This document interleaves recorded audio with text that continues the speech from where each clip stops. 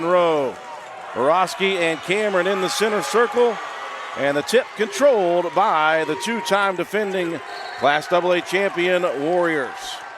Well, you know, this will be a battle. Like I said, this is the rubber match. Each team, as you mentioned, held serve at home. And the scores were almost the same. It was 55-50 when James Monroe won and 58-53 when Wyoming East won.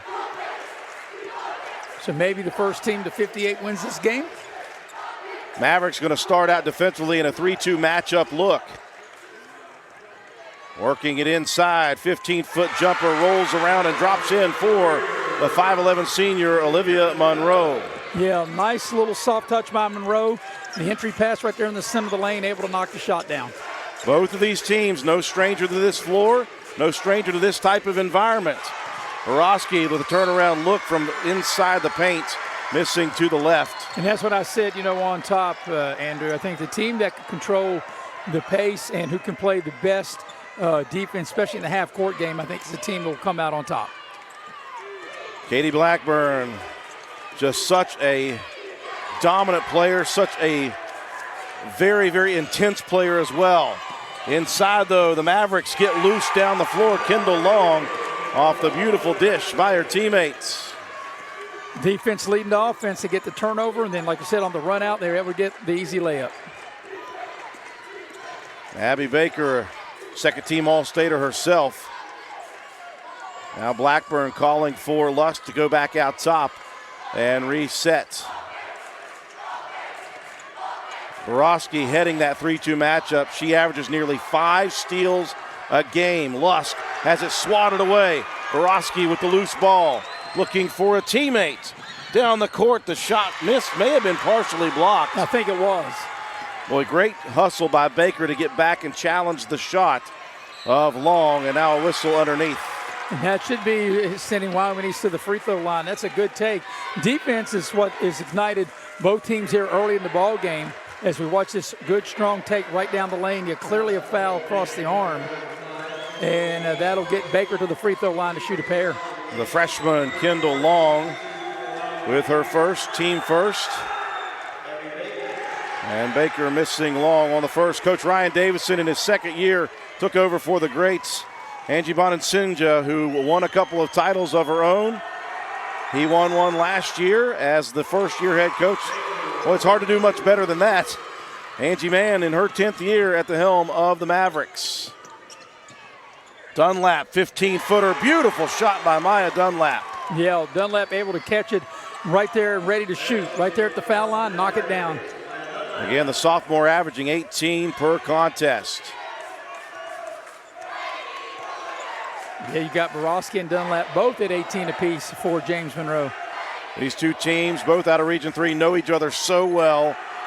Split the regular season series. So there's not a whole lot of secrets between the two. Three-pointer baseline jumper hits the back iron, almost stayed up on it. Long tracks down the loose ball rebound off her own miss, now stolen away by Blackburn. Fires it front side. Lusk can't connect. Backside rebound by Cameron.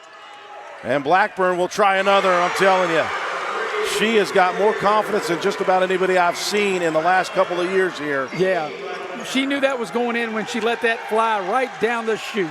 And she plays nothing but intense basketball. Another one, though, for Mya Dunlap. Same spot, that left elbow 15-footer.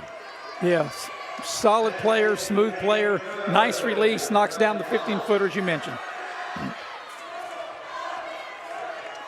Lusk working outside, and you saw Borowski. She saw the screen coming, tried to work out on top of it, ended up getting the foul. Yeah, if you watch a replay, watch this. That was a lot more on that last shot. Yeah. On that last screen, there was a lot more contact than that. That was kind of a little ticky-tack, that foul right there. Pass tipped out top by Borowski. Blackburn had it in her hands and could not connect and hold on to it. Blackburn wanted a foul on that one, did not get the call. Substitution, the first one of the game. Riley Brown will check in to replace Baker. You see this play right there, just rolls off the knee of Blackburn. Yeah, that was a good call. Officials right on it. Dunlap will bring it across the timeline for the Mavericks. Wyoming East going to get back and play zone now. So both teams working zone action. Out top, quick three put up, slammed through by her teammates. Ava Dunlap, the senior. 22 threes on the year for the senior. Now a steal out top by Long. Smart play by Long. She didn't have nothing. No need to try to attack the basket. Wait for your teammates to set it up. Dunlap looking far right corner. Long couldn't connect. Long rebound and tracked down by Dunlap over on the sideline, but as she corralled that one, Maris, her foot goes over the sideline, and we have got our first media timeout on the floor. 9-6, as good as advertised in the first 4 minutes plus. We'll be back. Process between these two teams. This is the third meeting. They know each other well, and they are playing both teams at a high level to begin. Yeah, not only did they play each other in the regular season, I'm sure they played summer ball. They've traveled. A lot of these girls, they know one another, played against them. So you're right. There's nothing to fill out. They all know one another very well. Monroe in some traffic here, needs some help, gets it with a teammate, but the shot swatted.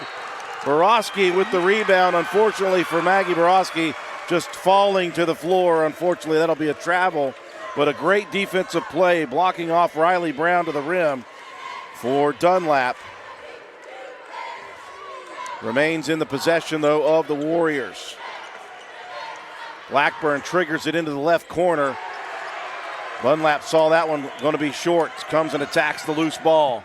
And now the lob pass, too much on it, as they were looking underneath for Kendall Long. Yeah, and the pass was too long. That was just a little too high. No one could have got that. Abby Baker checking back in for Wyoming East to replace Cameron.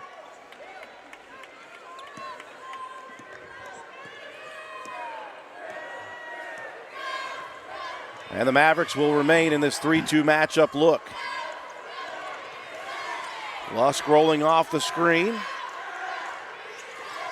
Now back into the paint. Muscles it up from 14 feet. Beautiful look by Kendall Lusk. Yeah, nice job by Lusk. Nice soft touch release.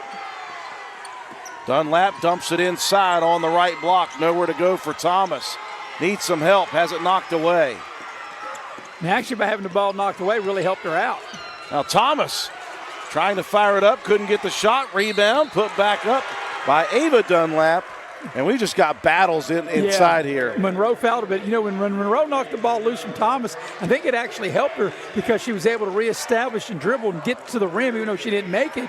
There was an offensive rebound by Dunlap, but had she not knocked the ball out, I don't think there was nowhere for Thomas to go. Could have possibly been a travel at some point because she looked like she was getting off balance. Right, or throw up some kind of wild shot that probably had no chance to go in.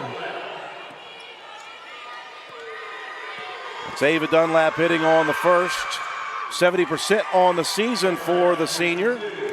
2 of 2. The lead is 3 for James Monroe.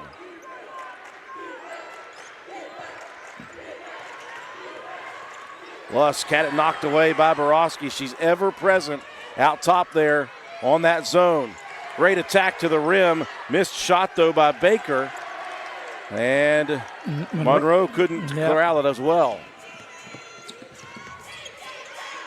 Deep three put up here for Dunlap. Oh, she was feeling it. In transition now, Wyoming East. Shot blocked away by Mya Dunlap, but a little bit of elbow contact on the drive. That was just Kendall Lusk producing there and forcing the issue defensively in transition. You saw that reach in. Yeah, and you know, that's when Wyoming East is at their best, when they're pushing the ball, and that's what I said on top. Who can control the tempo?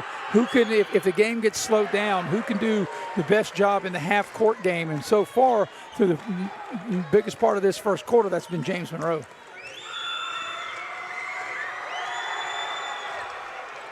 Oh of 2, Lusk missing off the right side both trips. Into the front court. Handing off is Long. Long got run through there. Yeah, like you said, battles, bodies falling all over the place. Yeah, Brown didn't see Long fall, and she took some damage as well. Lusk now back from the pass from Blackburn, couldn't connect. Wyoming East quick on offense. And right now owning the boards defensively, James Monroe and Dunlap. Long going to attack, throws up the wild one from 15 feet. Now here comes transition opportunity. Oh, that one though, missed long. Not on the same page. The spacing really wasn't that good, and Wyoming East turns it over. Baker was looking for Lusk on the right side. Substitutions on both sides. Cameron will replace Monroe for the Warriors. In for the first time for the Mavericks, Aaliyah Hill.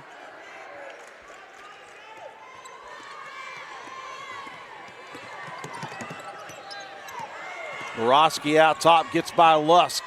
15-foot jumper looked good. Missed, though, off the side. And Hill has it knocked away from her on the rebound.